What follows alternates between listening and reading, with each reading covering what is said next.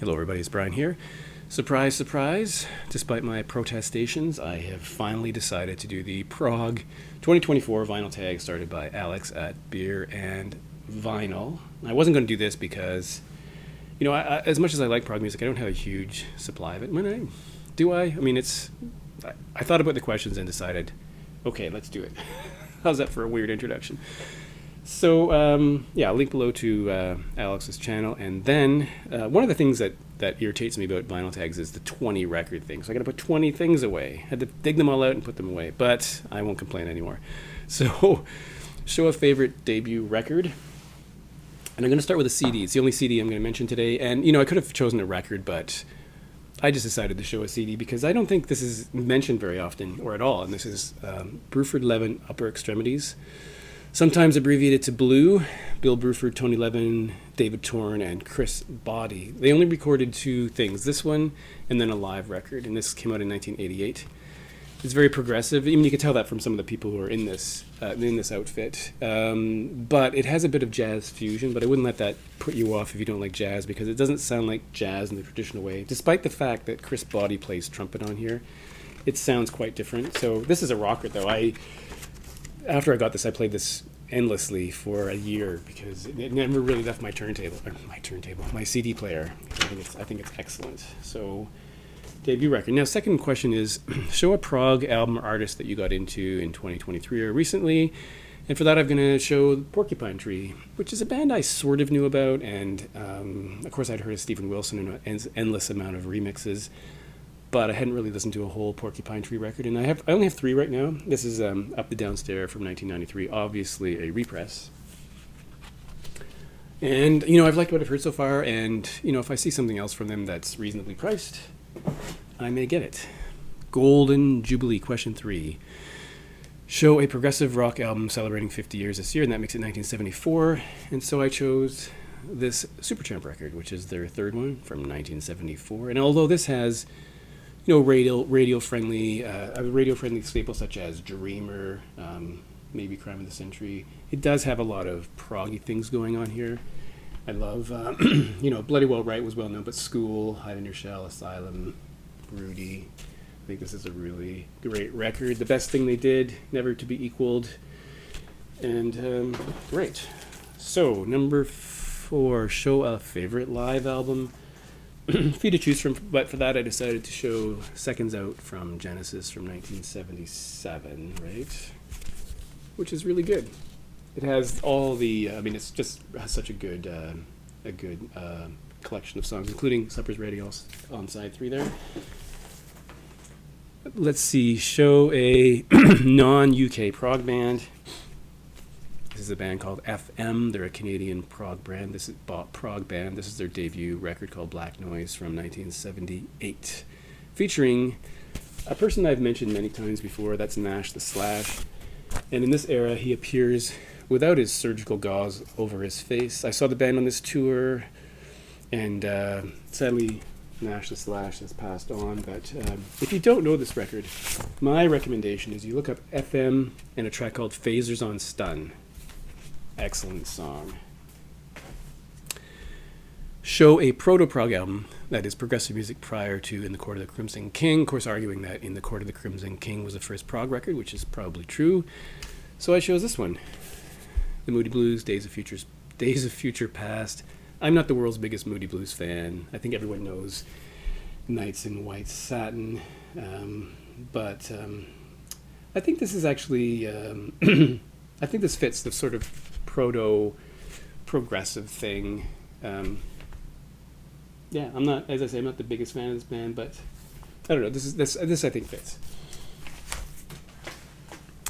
Show an album with an epic song, a song over 10 to 15 minutes long, or whatever you want. It's a pretty vague question, but I think most prog bands have epic tracks that go on forever. So I chose this album from Tool called Undertow, and of course the last track is Disgustipated, which is 15 minutes and 47 seconds. Featuring cries of the Carrots. This is pretty good. Now, show an album with a proggy song from a non-proggy artist. So I've chosen an artist that I don't think anyone would think is prog, but there's two cases in which I think they have hit the prog mark, and that is a band called Tears for Fears. And on Seeds of Love from 1989, there's a track called Bad Man's Song. It's 8 minutes and 13 seconds long. And I think it has a lot of the hallmarks of what a prog song would be. In many ways, it's almost like a jazz fusion song. If you don't like that, though, if you go think back to songs from The Big Chair and Head Over Heels, which is a pure pop song, the track that leads into that called Broken, I think you could argue that that is a prog song, and they flow together very nicely. And so I think that's been unexpected from them, or maybe not, but I think that's a good example. Now, an underrated gem, a forgotten favorite, an artist or an album that is underappreciated. And again, thinking of Canada, I pulled out this record from Max Webster from 1979. This is A Million Vacations. Max Webster, if you know this band, you know that Kim Mitchell is the guitarist from Max Webster, who went on to have a successful solo career.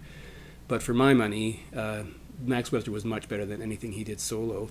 In the early days, this band was often compared with Frank Zappa, which I think is interesting. They often toured with Rush. In fact, Rush would take them along as the opening act on many concert tours. So this has shorter tracks, though, not your sidelong epics, things like that. Shorter tracks, but very proggy, really interesting guitar work. And a few tracks that actually made the radio in Canada, like on this particular record with Paradise Skies and A Million Vacations. But if you look at their whole genre, I think they're underappreciated. I think overshadowed by Kim Mitchell's solo career, but not as but much better than Kim Mitchell. Where? Okay, show an album featuring your favorite prog vocalist. I had two people to choose from that came to mind immediately, so I went with Peter Gabriel, and this is Selling England by the Pound from 1973. And I've always liked Peter's voice. I think it's a really strong voice, suited the music, and I don't know, it's like one of the first two that occurred to me, and so that's what I'm sticking with. All right. Is it prog? Show an album that you describe as art rock. Of course, a lot of things in that category, but I went for Roxy Music, and this is For Your Pleasure from 1973. And I think it's very arty. It seems like so arty. I mean, we got Do the Strand. I guess that's the big track from here. Really cool.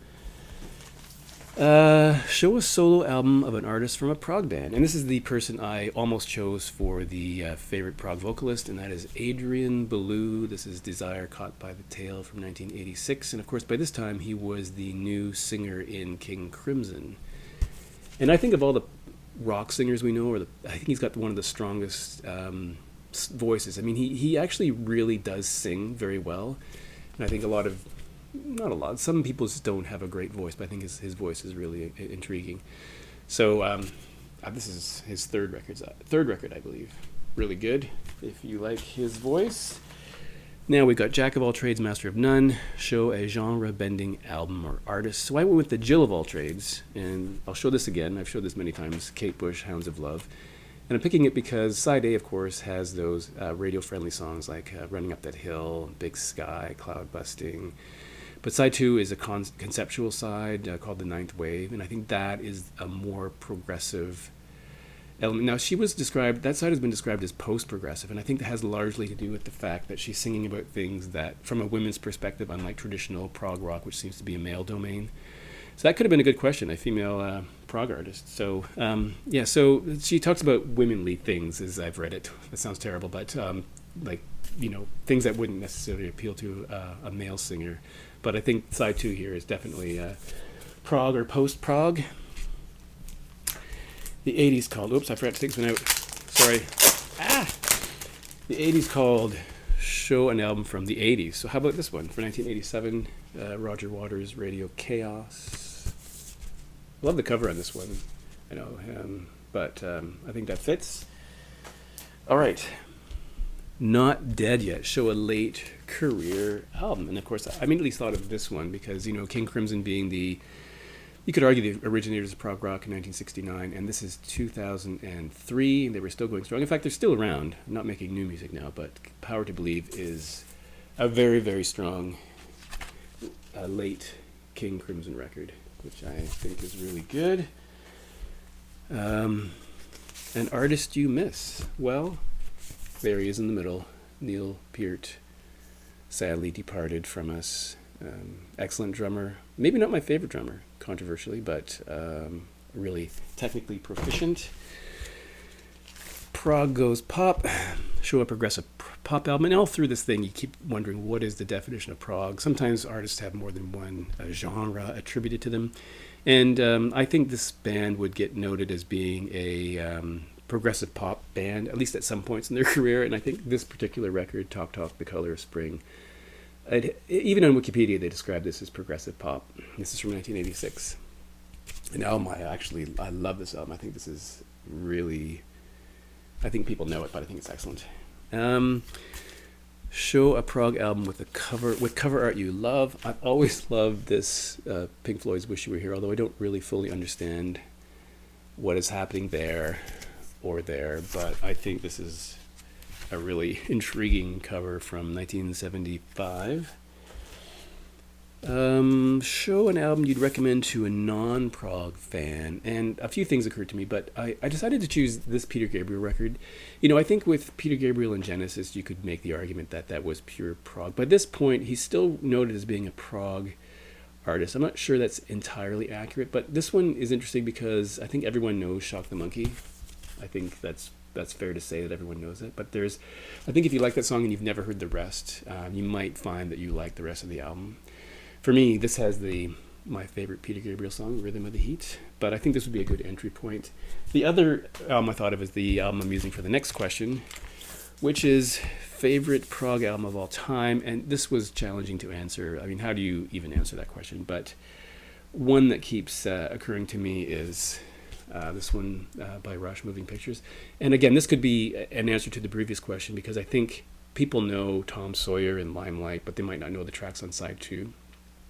But I love this one because, again, it's kind of divided into, two domains, really. But Tom Sawyer, Red Barchetta, YYZ, and Limelight are songs that we hear quite frequently on the radio, at least we do here. But side 2 has these longer pieces like The Camera Eye, which is over 10 minutes long, I think is really interesting. Witch Hunt, Vital Signs. I think those are really, really great songs that someone may not have heard. Even if they know Tom Sawyer, they might not know those songs. So anyway, that's my favorite, probably my favorite prog record of all time. It's hard to say, but I'm going to leave it with that because it's too hard to choose another one. Well, thanks for watching, and I'll see you in the next video.